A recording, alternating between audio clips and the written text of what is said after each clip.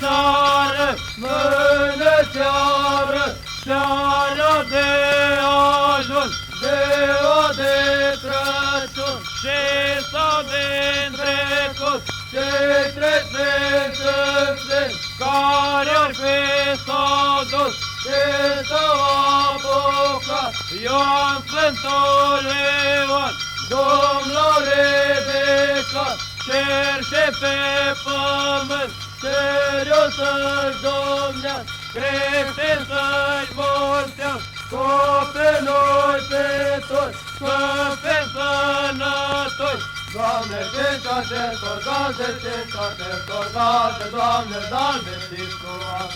Doamne, din lăuntrul lor, Doamne, și din Iisus Hrist. Doamne, fă pedalea peste, Doamne, și pe el la drum. Doamne, la râu de Iordan, Doamne, și l-au botezat. Doamne, Domnul l-a ridicat, Doamne, cer și pe pământ. Doamne, cerul să-i domnească, Doamne, creștii să-i mulțească. Doamne, ca pe noi pe toți, Doamne, să fim sănătoși. Fericio, că ne-ai fericitu, drag Domnul din cerul, Domnul din cerul. Și-o băiatul, Gheorghe bun bărbatul, dar el de mic șade,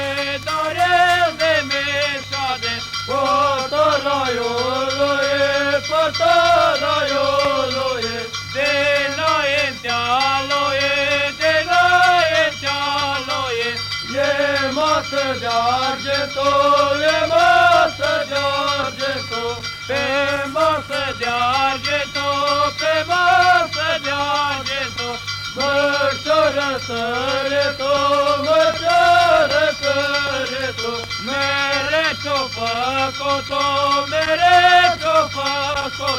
mere